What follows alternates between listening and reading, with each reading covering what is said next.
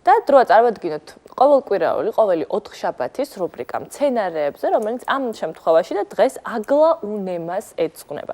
ეს არის ტროპიკული მარადმწვანე მცენარე, რომელიც ფილტრავს ჰაერს ძალიან დიდი რაოდენობით გამოყოფ ჟანგბადს და მისი დადგმა საძინებელშიც კი შეიძლება. როგორ უნდა მოვუაროთ და გადარგოთ აგლაუნემა, ამას გაიგებთ ჩვენი რუბრიკიდან.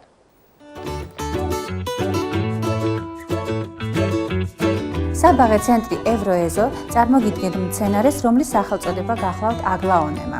მცენარე აგლაუნემა განეკუთვნება ფოთოლდეკორატიულ მცენარეთა ჯგუფს.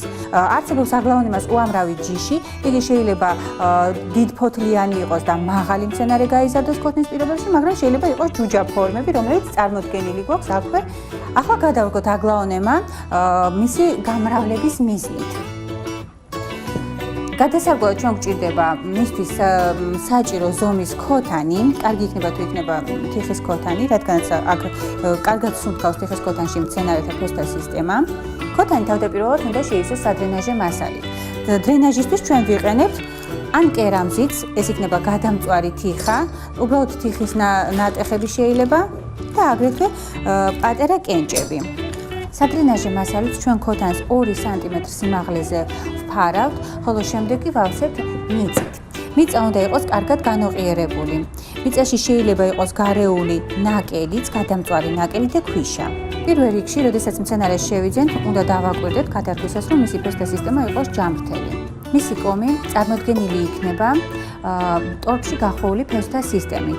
იგი აუცილებლად ჯანსაღი იქნება იმ შემთხვევაში, თუ იქნება ღია თეთრი ფერის.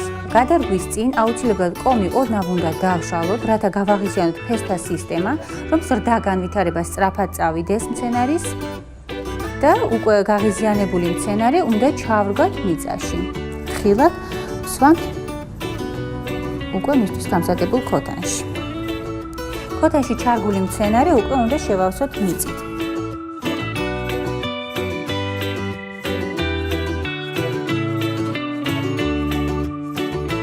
აი ჩაირგო ჩვენი აგლაუნემა. ჩარგვის მერე აუცილებლად უნდა მოვწყოთ მცენარე, იმ შემთხვევაში თუ მისი კომი, ანუ ფესთა სისტემა გამომშრალია. მორწვა ხდება წრიულად. წყალი, რომლითაც ირწყვება ეს მცენარე, აუცილებლად უნდა იყოს ნადგამი, ოთახის ტემპერატურაზე გამთბარი. აუცილებელია გავითვალისწინოთ კიდევ სინათლის ფაქტორი. აგლაუნემას მოსწონს ნათელი ადგილები, თუმცა ნახევარჩრდილიან ადგილებსაც ეგუება. აგლაუნემას კარგი იქნება თუ მივაშველებთ პერიოდულად სტიმულატორიან წყალს ან სასუქს, რომ მისი ზრდა განვითარება არ დაკნინდეს. და ყველაზე მთავარი, აგლაუნემა შეიძლება გადაალყოს, ეს არის ერთ-ერთი დაავადება, ლპობის პროცესები წავიდეს მცენარეში, ამ დაავადებას სიდამპლე ჰქვია და იგი ამ დაავადებას იწვევს ზედმეტი წყლის მიწოდება მისთვის. ამ შემთხვევაში აგლაუნემას დაემართება ფოთლებზე ლაქები, ყავისფერ ლაქებს გაიჩენს და აუცილებლად ფოთლები შეიძლება გაიხვიტოს კიდევაც. და აუცილებლად უნდა მივაწოდოთ სიდამპლის საწინააღმდეგო პრეპარატი და კიდევ ერთი რჩევა შემიძლია მოგცეთ, როდესაც შევიძენთ მცენარეს, დავაკვირდეთ, რომ იგი უნდა იყოს აუცილებლად ჯანსაღი, მისი ჯანსაღაზე მეტყველებს ფოთოლთა სიმთელე, სიპრიალე, ღეროები უნდა იყოს მწვანე ხასხასა და თუ გადარგვას მივაქცევთ კიდევ ყურადღებას, მისი ფესთა სისტემა აუცილებლად იქნება ღია ფერის.